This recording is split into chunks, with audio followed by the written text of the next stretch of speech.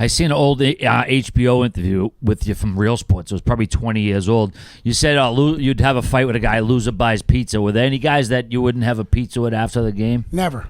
Never. Never. I mean, I promise. Even Todd Yoon and I coached together after the game was over. One of the guys that I absolutely enjoyed playing against, hated him. He hated me.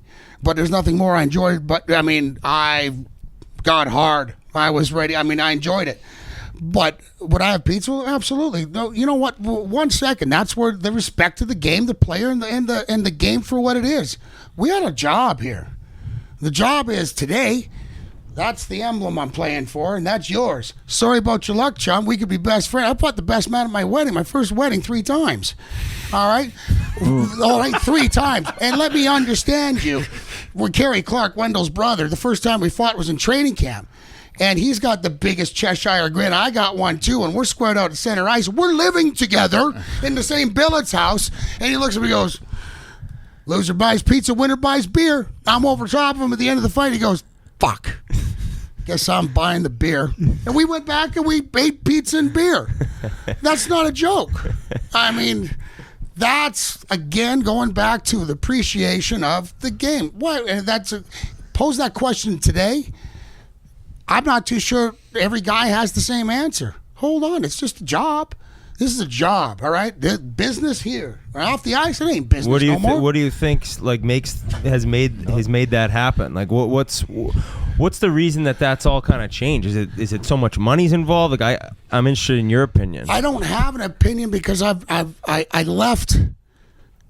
We're not 99-2000. I left a lot on the table. Now, meaning that the next 3 or 4 years, there were still smatterings of the guys I played with, so I was interested. And you could still see flames of that type of play. Now, in thereafter, I saw those start to die out. Now, do I have a theory?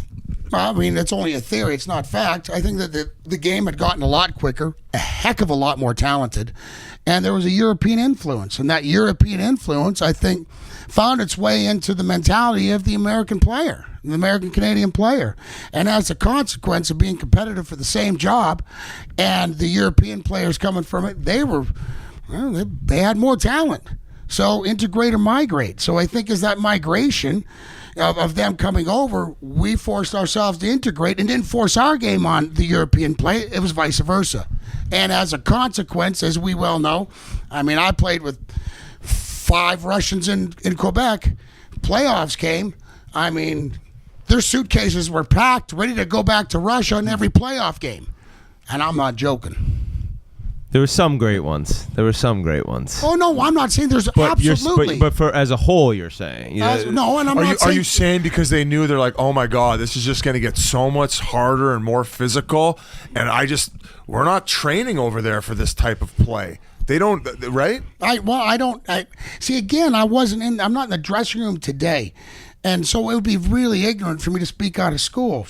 All right. But I am speaking from a platform where I do understand that from where the last years that I played, dude, nothing changed from game one to game 16 in the Stanley Cup, because you only have to win 16 to win the Cup, right? So game 16, nothing changed from the beginning to the end.